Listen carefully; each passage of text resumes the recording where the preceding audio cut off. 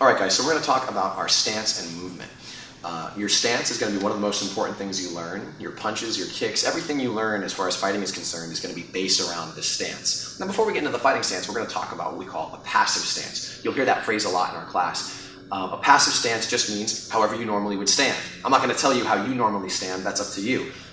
Because we need to be able to train for when we're at a disadvantage. We're not always going to be ready for violence when it comes upon us, so we have to sometimes train at that disadvantageous position. Now, as far as your fighting stance, we're going to go over the details here.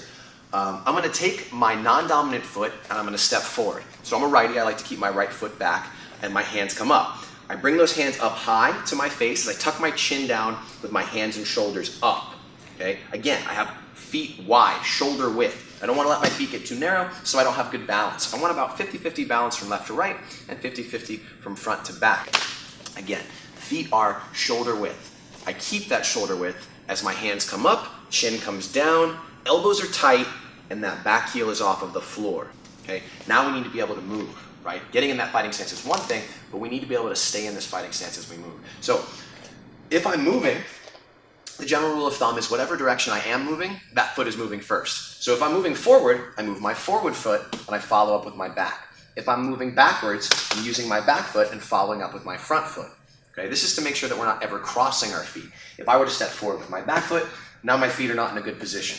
I'm strong, I'm strong. I'm strong, I'm strong. Backing up. I'm always stable in this position.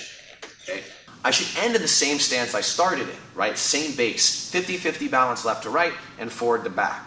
Okay, so again, stepping backwards, opening and closing, never crossing my legs, right? Always opening and closing so I'm in a good base at all times. And that's fighting stance and movement.